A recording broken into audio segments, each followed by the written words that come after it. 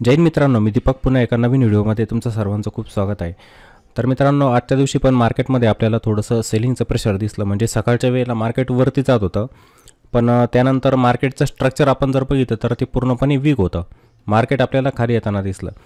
तर 4 दिवसांपासून जी मार्केटमध्ये तेजी होती, त्या तेजीला आता कुठे ब्रेक लागताना आपल्याला दिसतोय. आता बहुतेक जण म्हणणार, म्हणजे 4 दिवसांमध्ये जी तेजी होती, आता त्या तेजीनंतर पुन्हा मार्केटमध्ये मंदी यायला सुरुवात होईल का? म्हणजे मार्केट कंटिन्युअसली खाली येणार का? पण मित्रांनो, नेहमी ओव्हरऑल स्ट्रक्चर जे असतं मार्केटचं त्याला बघत चालायचं. म्हणजे मार्केटचा ट्रेंड जो असतो ना, तो त्याला बघत चालायचं. अधूनमधून मार्केटमध्ये पुलबॅक तर येतच असतात. शॉर्ट टर्मसाठी मार्केटमध्ये बाईंग नेहमी येत असते. जोपर्यंत आपल्याला काही रिव्हर्सलचे साईन चार्टवरती दिसत नाही तोपर्यंत आपण बोलणार नाही की मार्केट आता खरंच तेजीमध्ये चाललेलं आहे. एक ही टेम्पररी तेजी मार्केटमध्ये असू शकते. त्यानंतर मार्केट अजून खाली पण जाऊ शकतं, काही पण होऊ शकतं मार्केटमध्ये, सर्वांना माहीतच आहे. माझा एक शब्द सर्वांना माहीत पण झालेला असेल की मार्केट सुप्रीम असतं, त्याच्यामध्ये व्हायला काही पण होऊ शकतं. ठीक आहे, आपण त्याचा फक्त एक अंदाज बांधू शकतो की मार्केटमध्ये आता काय व्हायला पाहिजे. ठीक आहे, पुढे काय होऊ शकतं, आपण हा फक्त एक अंदाज बांधू शकतो. तसं स्ट्रक्चर निगेटिव्हच आहे. कोणत्याही प्रकारचा रिव्हर्सल अजून आपल्याला दिसत नाही. हा एक झोन इथे दिसेल तुम्हाला सर्वांना की याच्यावरती जर मार्केट जायला लागलं तर मग आपण म्हणू शकतो की मार्केट आता थोडं तेजी पकडतं आहे आणि ते आपल्या ट्रेंडला पण इथे चेंज करत आहे. तसं काही साईन दिसत नाही आहे आणि जवळजवळ त्याच झोनपासून आपल्याला मार्केट खाली पण येताना दिसतं आहे. बाकीचे इंडेक्सेस आपण जर बघितले तर त्यामध्ये बँक निफ्टी इंडेक्स आहे बघा, तो पण 280 पॉईंटने निगेटिव्हमध्येच क्लोजिंग आहे आज इंडेक्सची. आणि त्यानंतर स्मॉल कॅप इंडेक्स आहे 306 पॉईंटनेच खाली क्लोज झालेलं आहे, म्हणजे जवळजवळ 2% खाली क्लोज झालेलं आहे. त्यानंतर मिड कॅप इंडेक्स पण आहे बघा, 1.5% खाली क्लोज, 750 पॉईंटने खाली क्लोजिंग आहे मार्केटची. खूप सारे स्टॉक पण होते, त्यांच्यामध्ये पण आजच्या दिवशी आपल्याला विकनेस दिसलेला होता, खाली होते आजच्या दिवशी स्टॉक. आणि जो इंडेक्स असतो त्याला ड्राईव्ह करणारे स्टॉक्स असतात. जोपर्यंत स्टॉक वरती जात नसतात तोपर्यंत आपल्याला इंडेक्समध्ये तेजी बघायला मिळत नाही. मग या ठिकाणी आपण ट्रेडिंग कसं करायचं असतं? काही दिवस गेल्यानंतर तुम्हाला पण समजेल की मी प्रत्येक दिवसाला पैसा बनवण्याचा प्रयत्न करत होतो आणि शेवटी माझ्या हातात काहीच नाही पडलं. उलट माझा आलेला पैसा होता तो वाया गेला. जी मुद्दल माझ्याजवळ होती ती पूर्णपणे संपली. हे इंट्राडेमध्ये ठरलेलंच आहे, होतच ते. मग पैसा कुठे बनतो? स्विंग ट्रेडिंगमध्ये बनतो, त्यानंतर इन्व्हेस्टमेंटमध्ये पण बनत असतो. पण स्विंग ट्रेडिंग पण करताना नेहमी ट्रेंडिंग स्टॉक आपण बघितला पाहिजे. असं पडत्या स्टॉकमध्ये स्विंग ट्रेडिंग करून चालत नाही, कारण की एखादा स्टॉक जेव्हा ट्रेंडला पकडून चालतो, तो डाऊन ट्रेंडमध्ये येतो आहे तर तो कंटिन्युअसली डाऊन ट्रेंडमध्ये जातो. त्याच्यामध्ये हलकेसे पुलबॅक येत असतात, त्यामध्ये जाण्याचा काही जण प्रयत्न करतात, होल्ड करतात स्टॉकला. स्टॉक पुन्हा खाली येतो, त्यांना तो लॉस द्यायला लागतो. त्यामुळे तिथे पण आपण स्विंग ट्रेडिंग करायची नसते. रिव्हर्सलचे स्टॉक असतात ते पकडायचे, त्यांच्यामध्ये स्विंग ट्रेडिंग करायची. आणि असं जे मंदीचं मार्केट असतं त्या मंदीच्या मार्केटमध्ये नेहमी सांगत जाणार मी, आणि मागे पण सांगितलेलंच आहे की इन्व्हेस्टमेंटच्या छान संधी असतात. म्युच्युअल फंड म्हणा, त्यानंतर काही स्टॉक म्हणा. जसं आत्ताच्या वेळेला फंडामेंटली स्ट्रॉंग स्टॉक आहे, ते तुम्हाला चीपमध्ये मिळत आहे, स्वस्तात मिळत आहे. तर मग अशा ठिकाणी पण बाईंगच्या संधी आपण शोधल्या पाहिजे, इन्व्हेस्टमेंट केली पाहिजे. कारण की खरा पैसा जो असतो, हे तर सत्य आहे की खरा पैसा जो असतो ट्रेडिंगपेक्षा जास्त पैसा जो असतो ना आपला इन्व्हेस्टमेंटमध्ये बनतो.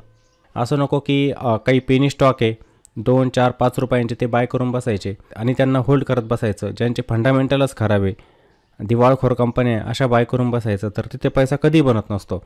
एक कंपनी निवडताना तिचे फंडामेंटल नक्की बघितले पाहिजे. फंडामेंटली स्ट्रॉंग कंपनी असेल ती तुम्हाला पैसा बनवून देणार. आता रिलायन्ससारखी कंपनी समजा, रिलायन्स असू द्या, HDFC बँक असू द्या, किंवा दुसऱ्या कोणत्याही कंपन्या असू द्या, ब्ल्यूचिप कंपन्या किंवा मिड कॅपच्या काही स्ट्रॉंग कंपन्या, ते तुम्हाला काय पैसा बनवून देणार नाही भविष्यामध्ये. समजा आत्ता रिलायन्स खाली येतो आहे, पण भविष्यात तो तुम्हाला पैसा बनवून देणारच, कारण की कंपनी छान आहे, तिथे आपला पैसा बनणार असतो. संयम ठेवायचा असतो, योग्य वेळेवरती त्यांच्यामध्ये गुंतवणूक करायची असते आणि जी गुंतवणूक केलेली असते तिला आपण होल्ड करायचं असतं. तिथे आपला संयम काम करतो. जेव्हा तुमचा संयम तुटतो त्या ठिकाणी पैसा कधी बनत नसतो. समजलं का? या गोष्टी लक्षात ठेवायच्या असतात. आणि ट्रेडिंगचं असं असतं ना की तुम्हाला आज प्रॉफिट झालेलं आहे, सलग 10 दिवस लॉस पण होऊ शकतो, मग तिथे पैसा बनण्याचे चान्सेस तुमचे कमी असतात. पण इन्व्हेस्टमेंट जिथे आपण गुंतवणूक करतो ना, तिथं चान्सेस जास्त भविष्यासाठी. फक्त एवढंच आहे, कालावधी इथे जास्त लागतो पैसा बनवण्यासाठी, त्यामुळे इथे कोणी जात नाही. इथे कमी कालावधीमध्ये जास्त पैसा बनतो, त्यामुळे प्रत्येकजण इथे येण्याचा प्रयत्न करतो आहे. पण पैसा नेहमी इथेच बनणार, तुम्ही कॅल्क्युलेशन करून बघायचं. जाऊ द्या पुढचे 5-10 वर्ष आणि दोन्ही गोष्टी करून बघा कॅल्क्युलेशन केल्यानंतर तुम्हाला समजेल की माझा जास्त पैसा जो बनला तो इन्व्हेस्टमेंटमध्ये. ट्रेडिंगमध्ये मी नेहमी लॉस करत गेलो, प्रॉफिट पण झाले पण सोबत लॉस पण, कारण की ट्रेडिंगमध्ये हे चालतंच. नेहमी प्रॉफिट आपल्याला होत नसतात ट्रेडिंगमध्ये, तिथे लॉस आपल्याला होतच राहणार. आलं लक्षात? या गोष्टींवरती खास करून तुम्ही लक्ष द्यायचं आहे. आणि आजच्या दिवशी मार्केटचं स्ट्रक्चर तसं वीकच होतं. सकाळच्या वेळेला आपल्याला मार्केट स्ट्रॉंग दिसलं, पण नंतर मार्केटमध्ये कंटिन्युअसली सेलिंग आपल्याला दिसलेली होती. मी आजचं स्ट्रक्चर पण तुम्हाला मार्केटचं दाखवतो. आपण जाऊया आणि तो चार्ट पण बघूया, तुम्हाला समजेल. बघा इथे हे सकाळचं जे मार्केट होतं बघा, सकाळच्या वेळेला मार्केटमध्ये तेजी पण होती. जवळजवळ 10 वाजेच्या आसपास मार्केट आपल्याला वरतीच दिसलेलं होतं, पण त्यानंतर बघा मार्केटमध्ये कंटिन्युअसली सेलिंग प्रेशर होतं. मार्केट आपले रेजिस्टन्स ब्रेक करत नव्हतं. ठीक आहे, आपण मार्केट स्ट्रॉंग केव्हा म्हणत असतो, जेव्हा मार्केट एक सेलरच्या झोनच्या वरती थांबायला लागतं, त्याच्यामध्ये बाईंग यायला लागते. रेजिस्टन्स झोन जो असतो त्याच्यावरती जेव्हा मार्केट सस्टेन व्हायला लागतं, तेव्हा आपण म्हणतो मार्केट आपलं स्ट्रॉंग आहे. पण तसं आपल्याला दिसलं नाही. हे जे रेजिस्टन्स होते त्याच्यावरती मार्केट थांबत नव्हतं. ठीक आहे, मार्केट प्रत्येक वेळेला आपले प्रिव्हियस लो ब्रेक करायचं आणि त्यानंतर ही जी शार्प सेलिंग झाली मार्केटमध्ये बघा, कंटिन्युअसली मार्केट आपल्याला खाली येताना दिसलं आणि क्लोजिंग पण खालीच आलेली होती. बाकीचे इंडायसेस जे होते त्यांच्यामध्ये पण सेम असंच झालेलं होतं. ठीक आहे, सुरुवातीला थोडी तेजी, जास्त पण नाही, थोडी, आणि त्यानंतर ते इंडेक्स आपल्याला खालीच दिसले. जसं स्मॉल कॅप इंडेक्स आहे बघा, स्मॉल कॅपमध्ये पण जर आपण बघितलं तर सकाळच्या वेळेला हलकीशी बाईंग होती, त्यानंतर याच्यामध्ये बघा ही रिजेक्शन, शार्प सेलिंग आपल्याला होताना दिसली. इथे एक रेजिस्टन्स आहे, तो किती महत्त्वाचा असतो तुम्हाला समजेलच. हे स्ट्रक्चर जे बनत असतात, जसं आता स्मॉल कॅप इंडेक्स आहे, याच्यामध्ये हे स्ट्रक्चर आपल्याला इथे बनताना दिसतंय. आता हे स्ट्रक्चर कोणतं बनू शकतं याचं उत्तर पण तुम्ही मला कॉमेंट बॉक्समध्ये नक्की द्यायचं आहे. आपण हा जो इंडेक्स बघतोय ना, हा स्मॉल कॅप इंडेक्स आहे, निफ्टी स्मॉल कॅप 100 इंडेक्स. याचं स्ट्रक्चर आताच्या वेळेला वीकच आहे. हा इंडेक्स पण डाऊन ट्रेंडमध्ये आपल्याला दिसतोय, पण याच्यामध्ये जे स्ट्रक्चर बनताना दिसतंय हे कोणतं बनू शकतं, म्हणजे याच्यामध्ये आपण जे प्राईस चार्ट पॅटर्न बघत असतो त्याच्यानुसार हा कोणता पॅटर्न या ठिकाणी तयार होऊ शकतं, याचं उत्तर तुम्ही मला कॉमेंट बॉक्समध्ये नक्की द्यायचं आहे. ठीक आहे, काही जण टाकत नाही कॉमेंट बॉक्समध्ये काही गोष्टी, पण टाकत चला, तुमचा पण अभ्यास वाढेल. स्ट्रक्चर आतापर्यंत वीकच आहे, येणाऱ्या दिवसांमध्ये बनू शकतो रिव्हर्सल. त्यानंतर मिड कॅप इंडेक्समध्ये पण बघा सेलिंग बघायला मिळाली आजच्या दिवशी. याचं पण स्ट्रक्चर ओव्हरऑल जर बघितलं आपण तर आपल्याला इथे सेलिंगच होताना दिसते. हे बघा आजची कॅन्डल पण आपल्याला दिसेल ही निगेटिव्ह बनते इथं, समजलं का? तर ह्या गोष्टींचं ऑब्झर्वेशन करत चला. चार्टवरती बघताना ट्रेंड नक्की फॉलो करायचा असतो आपण, कोणता इंडेक्स असू द्या, स्टॉक असू द्या. हे बघा काही नियमांमुळे मी थांबलो आहे, नाहीतर मी तुम्हाला इथं म्हणायचं बघा ही लेवल इथं इम्पॉर्टंट असणार, हिचं महत्त्व या ठिकाणी असणार आहे, याच्यावरती प्राईस जायला पाहिजे, थांबायला पाहिजे, इथून ट्रेंड चेंज होऊ शकतो.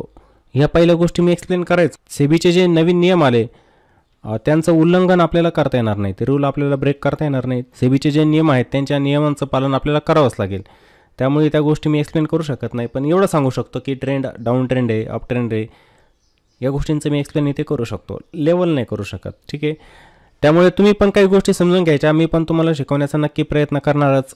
व्हिडिओ असतात ते अपलोड होत जाणारच, त्याच्यामधून पण तुम्ही शिकायचं आहे. प्लेलिस्टमध्ये ऑलरेडी मी खूप सारे व्हिडिओ बनवले, कॅन्डलस्टिकचे, चार्ट पॅटर्नचे, म्युच्युअल फंडचे, ETF चे, त्यांचा पण अभ्यास करायचा, खूप कामी येणार तुम्हाला. बघा थोडे दिवस दिले तुम्ही ते व्हिडिओ रिपीट जर बघितले ना, त्याचा नक्की तुम्हाला फायदा होणारच आहे. पण बघत चला, मला वेळ मिळेल तसं मी एज्युकेशनल व्हिडिओ पण बनवतच जाणार आहे. आलं लक्षात सर्वांना? तर या गोष्टींकडे लक्ष द्यायचं आहे आणि मार्केटमध्ये शक्यतो इंट्राडे टाळा, नेहमी सांगतच जाणार. फोकस तुमचा इन्व्हेस्टमेंट आणि त्यानंतर स्विंगकडेच असला पाहिजे. स्टॉकचं सिलेक्शन चांगलं करा, पेनी स्टॉकमध्ये शक्यतो जाऊ नका. ऑप्शनपासून तर दूरच राहायचं आहे. बहुतेक जण ऑप्शनमध्ये इंट्राडे करताय, त्यांना वाटतं त्याच्यात जास्त पैसा बनतो, पण ऑप्शन काय त्याला समजून घ्या पहिले. ऑप्शन सेगमेंट म्हणजे डेरिव्हेटिव्ह मार्केट जे आहे कशासाठी तयार केलेलं होतं त्याचा पहिले तुम्ही स्टडी केला पाहिजे, नंतर त्याच्यामध्ये उतरलं पाहिजे. असं रँडमली एक मित्र करतोय, दुसऱ्याचा बघून तिसरा करतोय, तिसऱ्याचा बघून चौथा करतोय, काही फायदा नाही त्याच्यामध्ये. उलट आपले लॉस होत जातील मार्केटमध्ये. आपण मार्केटमध्ये कशासाठी येतोय? पैसा बनवण्यासाठी. मग तो पैसा बनवण्यासाठी फक्त ऑप्शनच आहे का? नाही, बाकीच्या इतर पण गोष्टी असतात, त्यांचा अभ्यास करावा लागेल तुम्हाला, मग तिथे पैसा बनवू शकतो तुमचा. ठीक आहे, तर माझ्या मते सर्वांना व्हिडिओ नक्की आवडलेला असेल. व्हिडिओ आवडलेला असेल तर व्हिडिओला नक्की लाईक करायचं आहे, व्हिडिओला कॉमेंट पण करा आणि व्हिडिओला जास्तीत जास्त शेअर पण करायचं आहे. चला तर मग पुन्हा भेटू एका नवीन व्हिडिओमध्ये. जय हिंद.